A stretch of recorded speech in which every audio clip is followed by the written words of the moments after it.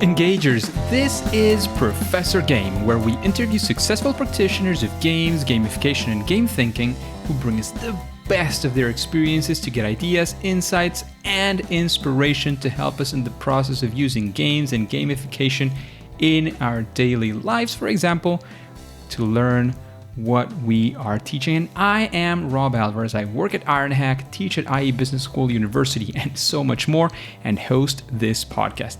If you have an extra second, please go ahead and subscribe for free to our email list at professorgame.com/subscribe.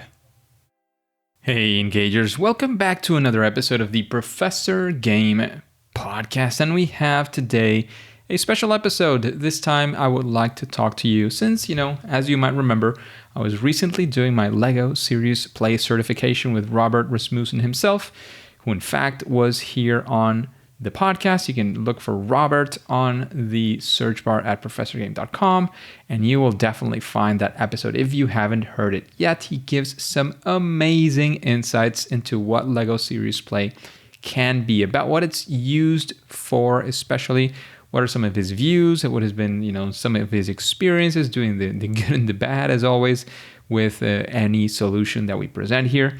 So that was a fantastic episode. It got me really excited. I'm also very excited about kicking off more formally my journey with the LEGO Serious Play certification. So I'll be sharing some of that, some of my expectations and ideas for the future.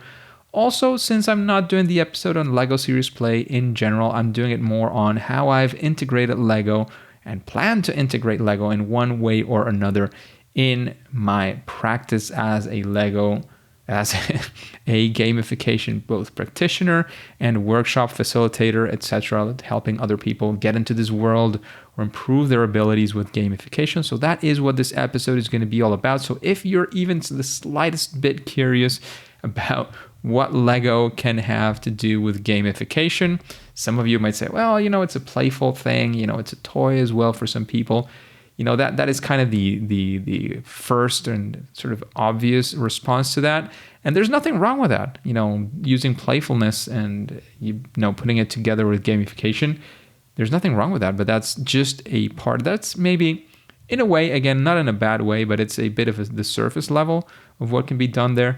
There's definitely some things that I've done. I know other people have done other things, and there is certainly a lot more terrain to explore, both, from the general world as far as from myself as well. I kicked off sort of my journey in gamification, doing an internal gamification workshop with some colleagues.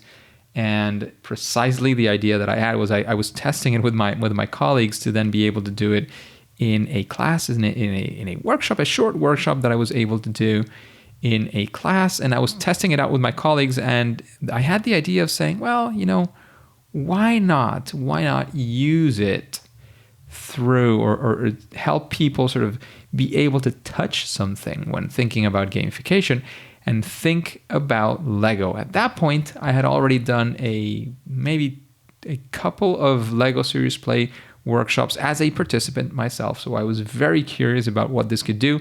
I was also aware how, important it is to be, if you're going to say LEGO Serious Play, which is a formal methodology, I was already aware that it was a formal methodology as well and that you needed to be trained for it. So I didn't definitely not call it LEGO Serious Play. I was just using some LEGO bricks, some LEGO pieces that I had actually of my own. And I brought them to, this classroom that we had for this activity. And we kicked it off with that. My methodology has slightly evolved since then, but not massive changes. As you know, I have the 5 steps. So I was running them through understanding what are the potential objectives they could do, and that's something that we definitely built for. So I asked the participants to sit around and build on their own an idea of what they were thinking that could be a potential objective. Then I started asking them as well to sit down and build out and show what were their potential players, who were the people that would be using this solution as well. And then I actually asked them for something that I'm not sure if I'll be doing that again in the future, or at least I'm not sure if it's going to be that way, to build a prototype and say, well, if you were going to build that solution, how about we show something. Of course, not create something because it's not even an MVP or a prototype in any way. But how could we represent this by building with Lego? It was a good experience. Some pretty good pictures as well. Yeah, I think I have some of them in my LinkedIn. I certainly have some of them on my Facebook. I have them actually, in fact, in my Instagram account, which has not been very active lately. I decided that I had to focus my social media investment and time in one, maybe two, and that the result of that, let me tell you, at least for me, has been that definitely LinkedIn is one of my main social media. And the other one that I tend to use a lot, especially because I have a pretty larger following than others, is my Twitter. So I've continued to use that as well. Anyways, I'm deviating from the topic. So besides some pretty interesting and neat pictures that we definitely got from that session, I think it was very insightful as well to see how people behaved around these things. Like how could I have a general idea of how many pieces I needed roughly per group, how many people I could be doing this with. It gave me some, MVPs, right? So it was the first time I did it, gave me good ideas. It gave me interesting questions as well to be able to ask. I actually created a sort of a form to fill out. I printed it out so that they could fill it themselves, so they could think about it and then sort of go out and build it. Now that I'm Lego Serious Play facilitator certified, I understand as well that it's actually the other way around. You'd actually want them to build and to sort of communicate with their hands, right? Rather than writing down beforehand. That was lessons learned rather recently. So that was one way I definitely used it, and it was probably my first way of sort of approaching gamification using Lego. And it was also sort of the very early start of my journey in that sense. I think the podcast had not started yet, but I'm not entirely sure. I have to look up the dates for that. Actually, what I'll do is I'll share some of the pictures of that time, the anonymous ones that I can share, because I don't know if my colleagues would agree in showing up in those pictures. So I'll do the anonymous pictures. I'll share some of those on professorgame.com. You just type Lego, you'll probably find this episode and you will find those pictures, all right? So if you want more on that, you'll see that there. That was definitely my first sort of jump into gamification with Lego. That was one way, and it was my way. It was what I was looking for, and it actually gave me some pretty interesting results. The other thing that I've used, and this has been a lot more recent, is you probably can look it up as well, and it's the Lego duck. There's many things to do with the duck in Lego, and I figured, this was a workshop I participated on, and I said, well, some people have a harder time realizing how both they can, one, be creative, and two, how, their ideas are going to be different from the ideas of everybody else in the room, right? So I did this Lego duck activity, and it was very, very quickly and very, very obvious that the results were fantastic. So basically the idea was that one, to show, to get people to, again, and that's something that Lego is fantastic for, because it's something that most people at least tend to be familiar with. Most people have at some point in their life encountered some Lego pieces, at some point in their lives built something with Lego, again, with or without instructions. So everybody tends to be familiar with it. The satisfactory feeling of, building stuff with Lego with your hands is always something good. So I used it for that, and it was pretty interesting. The results I got, the people were kind of, you could see the glow in their eyes of, okay, now I get it. I know what you mean. I know what you're trying to get me into. Of course, there were also, as I always like to say, and I always get at least one skeptic at the start of my workshops, and that's fine. That's great, because it also, when you see that person being then the person sort of the one presenting the solution that their team built, it's like, wow, okay, if I could get to convince this person was the skeptic at the beginning of the workshop, if I can get them to be into these things and to work with gamification, then mission accomplished, right? It's very, very satisfactory to see how that sort of plays forward. So again, just sort of getting back to the topic, I wanted to mention, that the thing that I did was a Lego activity with a duck. I think there are many references online on that. I'll check it out before I publish the episode, so you can see, if I find any reference, you'll see it on the show notes page. But that was the activity that I did, and it worked pretty well. Again, one thing that we always talk about in gamification is that you want to make sure your objectives, whatever it is that you're trying to achieve, is very, very clear. So here, I wanted to achieve something very specific. It's not like, oh yeah, you understand everything on gamification with, a bunch of Lego pieces in front of you. No, I wanted them to be able to understand that they can be creative, because that's something that, depending on the scenario, can be challenging for some of the people in our audiences. Again, depending on the audience. For example, I teach in the MCXI, which is a Master in Customer Experience and Innovation. They tend to be very designer focused. So these people understand themselves as creative people. So that you don't have to challenge them to be creative. They're already doing that sort of on their own. But there's other audiences, especially, for example, I work a lot with business schools and university professors to help them understand how they can integrate gamification into their lives, into their teaching. And not always professors see themselves as somebody who can be very creative, and especially if you talk about gamification, it's already talking about games.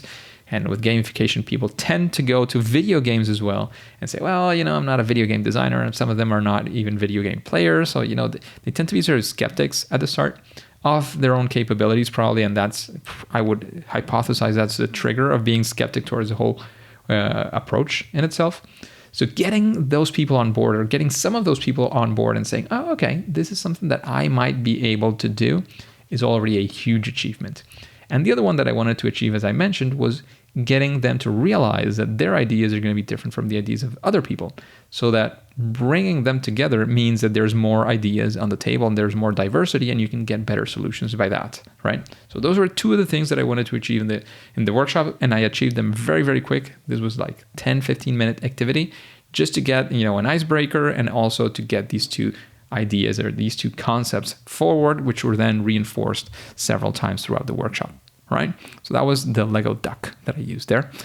And there's something else I've used, and this is sort of a bit more personal. It's when I'm designing, when I'm thinking about things that I'm going to create, and maybe I feel stuck. One of the things that works for me very well is just grabbing a couple of Lego pieces and start putting them together and see different ways. It sort of gets the wheels going. Imagine, these old machinery, all rusty, that, is having a hard time getting kickstarted. But once it gets moving, probably some of the rust starts falling off, and, you oil it a little bit and things start moving around. That's exactly what Lego is able to do for me every now and then when I feel a little bit stuck. That's one of the activities I use for myself to get things going, just to think with my hands and to build something. Or even if it is just to, see how I'm able to create something, and that gets my mind going. So these are some of the few ways that I've used Lego in one way or another in my gamification journey, in my workshops, and in my designs as well. So I also wanted to get to and this is sort of establishing a public commitment as well, which sort of pushes you as well to commit more and to actually try to get these things through. It's like, when people talk about New Year's resolutions and how some people fail to them, or how, after a month or a few weeks, you're already done with those and you don't really commit. One of the things that is recommended as well is making those public commitments, right? So telling other people that you're going to do it, sort of put some more pressure on you so that you actually achieve those things that you're expecting to achieve. So I'm kind of doing that in a way. This is something that I do have planned, and I would like to have more concrete plans maybe or on some specific occasion to use it, but this is definitely something I'm planning on doing on the next occasion I have. So I have sort of two areas where I want to use Lego, and especially my lessons learned from my Lego Serious Play certification with Robert Rasmussen. And the first thing is I would like to use Lego Serious Play to help find a shared understanding of objectives. That I have the 5 steps. I like to talk about the objectives. I like to talk about then the players, then the phase of design itself. Then it's all about prototyping, and then it's about play testing to be able to iterate, and you iterate to get back to maybe step 3 or maybe step 4 to continue improving your solution. So especially on the first and even the second step as well, I do think that there is a lot of value to be added by the Lego Serious Play methodology. This sort of light bulb lighted up when I was in one of my latest workshops, actually the first one to do face-to-face after quite some time because of the pandemic. I was doing that, and it was maybe a week or 10 days after I finished my certification. And I was doing the workshop and I was saying, oh my goodness, here, people are in teams and they're determining their objectives. Like, why not use a methodology like Lego Serious Play so that everybody, can bring in their ideas, build them out, right? And then build a shared understanding of what would be the objectives of their own project, right? Instead of think because I did see, for example, one of the groups, and actually that group contained my skeptic in that workshop. They were sort of talking it through. So they were sort of in an analysis paralysis in many ways. They were thinking about it too much and they were not doing something. So I was pushing them to sort of sit down, write down your ideas. I want to see something in black and white about this, and this. And, I pushed them, and then I stepped back. I didn't want to sort of push them too much. Then when I came back, they had written nothing once again. So I pushed them several times, and, in the end, they had to sort of overlap that with part of their next activity and with the break that they had. So it was a bit of struggle for that team. Then in the end, it worked out pretty well. But I realized that there could be a lot of value in actually, instead of having them, as I mentioned at the start, write down things, maybe start out just by building something. And then you build what we called a shared model, right? In Lego Serious Play, they could build a shared model of what their objectives could be. And then, of course, you continue onto the workshop and you continue thinking, and then you say, well, the players, actually, it's all about what everybody has to bring to the table of all the different characteristics that their players might have. So I know that the players have this. I know that the players have this. We could also build in what, again, in Lego Serious Play could be a shared landscape, right? So you could do some landscaping with the different characteristics of the players, right? So then there would be other techniques that I would have to do there and introduce that might be slightly different to make sure that they don't sort of collide. Because here it would be important to make sure that the sort of the player types and the motivations of their players are very clear. And then they would have their literally what I like to call as the foundations of their gamification design, right? So if you know your objectives very, very well, very, very clear, you know who you're going to achieve those objectives with, so your players, everything that you build on top of that is going to have a very, very solid base, right? If you keep on referring to that, it's going to be very solid. So if you use Lego Serious Play, you get everybody to be, if they're working in teams, you get everybody to be committed to that. You get everybody's ideas on it. And you get the people going, you get their creativity going, you get their hands working on stuff. And after that, there's also some many activities that I get to do. So they use the game mechanics and actually build their design on gamification. But those very solid foundations would be foundational. In this case, would be very, very important for them to actually continue and move on to the next phases of my workshop. So I realized that this could be a massive opportunity for me to both practice what I've done. I know there's something that our facilitator told us that it's very, very important, and he called it DSS, right? Do something soon with Lego Serious Play, of course, in that case. And I agree. I think that the sooner that we get onto it, the sooner we will be learning some lessons. I know some of my colleagues from the workshop already did some very interesting things. They started working that out, and it's an opportunity as well to continue your learning, right? You do that in a workshop, you realize some things that you could have done better, you improve the questions, the wording of what you do, and you do it again. And that way you actually get to implement and to start doing things a lot more and a lot better with the methodology of Lego Serious Play. So that would be what I would be doing. I will be doing on my next opportunities. I'll see what are the best chances. Of course, I need to have enough time. As you know, Lego Serious Play, or may not know, maybe Lego Serious Play does require a little bit of time. If you don't have at least, maybe I would argue for at least 2 hours. I know in 1.5 hours you can do a little bit as well.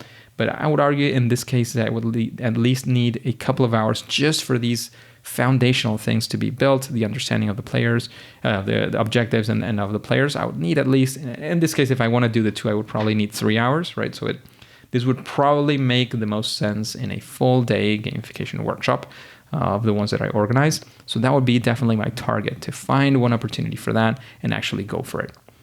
And then the other place where I think that could be very, very interesting as well is when working with clients, right? So you're working with clients, and one of the difficult things, and as well, this is the first step. And when it's with clients, it's not just you who you're clarifying. You're helping somebody else clarify what's on their mind so that you can have it clear and actually build and help build for them, right? So understanding the deeper meaning what the project is actually about, understanding what really the client is expecting out of this project, I think is very, very important. So I would like to use a technique that I learned during my workshop, which is what they call the 3D interview. So it's, to very, very quickly, again, this, as Robert said, it's very difficult to explain without actually experiencing. But basically the idea here is to be able to get the ideas out of another person of what they're expecting, what is actually the problem that they're facing, using Lego pieces in different ways. So here, again, this would be something that I would be very interested in trying out, especially. I'm curious as to how that could potentially work because most of my work tends to be, especially with clients, tends to be online. So I don't sit next to them, which is something that Lego Serious Play is very good at doing as well. I would probably have to try to do something with my camera. The bad thing is that we won't be able to touch the pieces together, and that would make it a little bit more challenging. But it's definitely something I'm very curious about, something I want to try and test out. We'll see if I even get, you never know, if I get an opportunity to do this live in person with a client who's relatively near, or I'm maybe traveling and we do that together. So that is the other thing that I want to use my experience with Lego for, and this in this case is part of my Lego Serious Play training, right?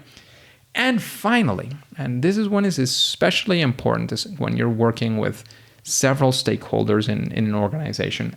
This has not been many times my case. I've worked more when it's one or two people who are involved in the project that you have to sort of extract the information from and or convinced. But I have seen that there is a lot of value of sort of getting the different stakeholders together, right?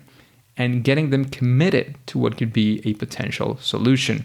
And that is something that Lego Serious Play is fantastic at doing, because as Robert was suggesting in his interview, it's all about doing, instead of 80-20 meetings, which is what typically happens, where 20% of the people in the meeting have 80% of the talking time and go through their own ideas as usual.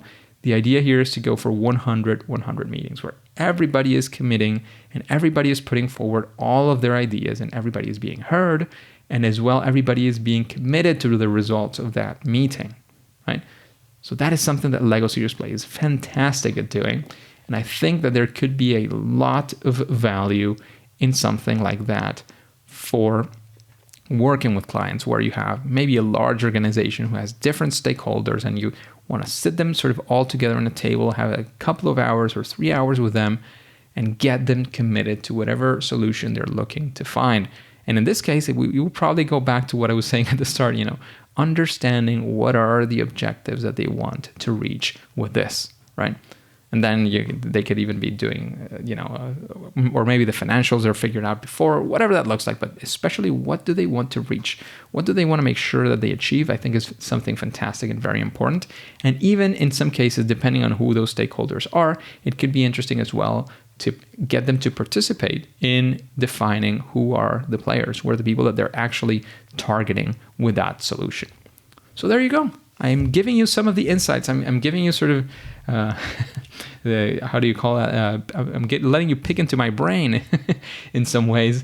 Letting you know some of the practices that I'm expecting to do with my experience with Lego, the things that I've been doing recently as well. I'm also sort of doing a public commitment in a way of what I am going to be pushing for next when I get my upcoming projects and when I do future workshops, especially when they are sort of long enough and in person. Of course, Lego Serious Play is very experiential in a face-to-face way. So it's the people looking at each other, sitting literally on the same table and so on. So that would be very, very important. Okay, so that is what I am looking forward to doing. Hopefully very, very soon. We'll see how that rolls out. You have a lot of insights that I gave you. I'm going to be sharing some pictures of things that I've done, maybe some pictures as well from my Lego Serious Play participation certification that I did very, very recently as well. And as always, if you have any further questions, any doubts, please make sure you go to professorgame.com/subscribe, put your email in there, get subscribed to our email list, and reply to any of the emails that I send, even the automated ones. They'll arrive to me.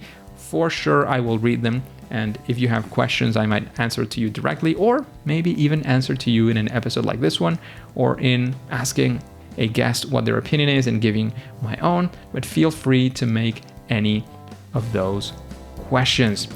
So thanks again, engagers, and I will say that, at least for now and for today, it is time to say that it's game over.